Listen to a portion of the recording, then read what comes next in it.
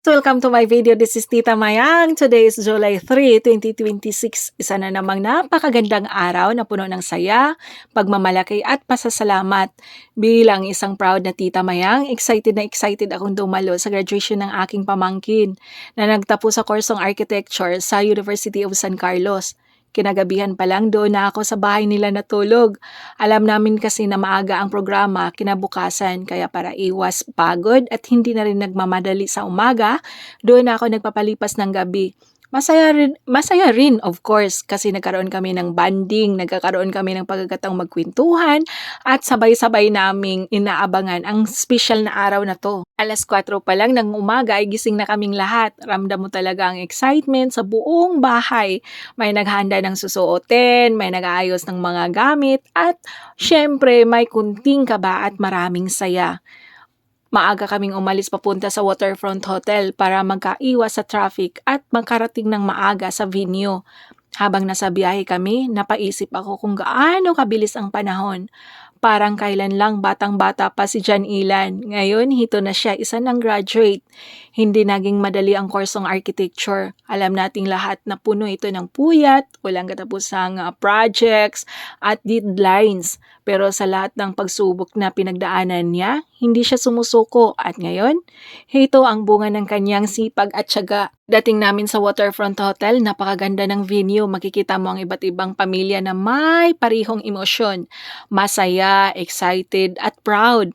May mga nagdala ng bulaklak, may mga yakapan, at kitang-kita sa bawat ngiti ang pagmamahal at suporta nila sa kanilang mga graduates. Nang magsimula na ang graduation certificate ceremony, isa-isa nang tinawag ang mga graduates. Habang papalapit na ang pangalan ng pamangkin ko, lalo akong kinabahan at excited. At nang marinig na ang pangalan niya, talagang napakasaya ng buong puso ko.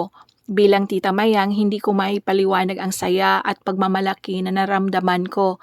Isa na naman itong malaking milestone, hindi lang para sa kanya, kundi para sa buong pamilya. Isa pa ang nakaka-proud isipin ay pangalawang architect na siya sa aming pamilya. Talagang nakaka-inspire kapag may mga kabataang patuloy na nagsisikap para maabot ang kanilang mga pangarap.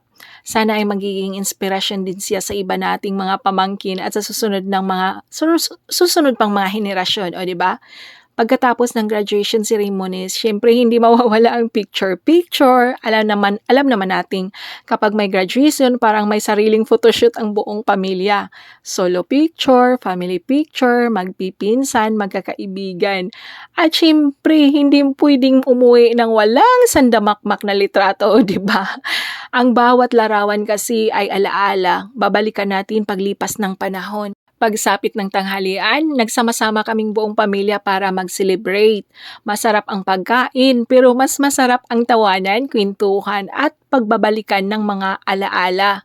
Doon mo talaga maramdaman na ang bawat tagumpay ay mas nagiging espesyal kapag kasama mo ang mga taong tunay na nagmamahal at sumusuporta sa iyo. Habang pauwi kami, napaisip ako na ang diploma ay hindi lamang isang pirasong papel. Simbolo ito ng maraming taong pagpoporsigi, sakripisyo at pananalig.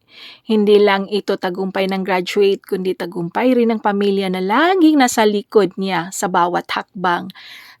Kaya John Ilan, congratulations sa pamangkin. Ayan, bilang iyong Tita Mayang, sobrang proud ako sa iyo na way maging simulan pa lamang ito ng mga mas marami pang tagumpay sa iyong buhay. Dalhin mo ang iyong talento, kabutihan at sipag saan ka man dalhin ang iyong propesyon. Patuloy kang mangarap, patuloy kang magsikap at huwag kalimutang magpapasalamat sa Diyos sa bawat biyayang dumarating. Sa lahat ng nanonood, sana ay magsilbing inspirasyon ang vlog na ito.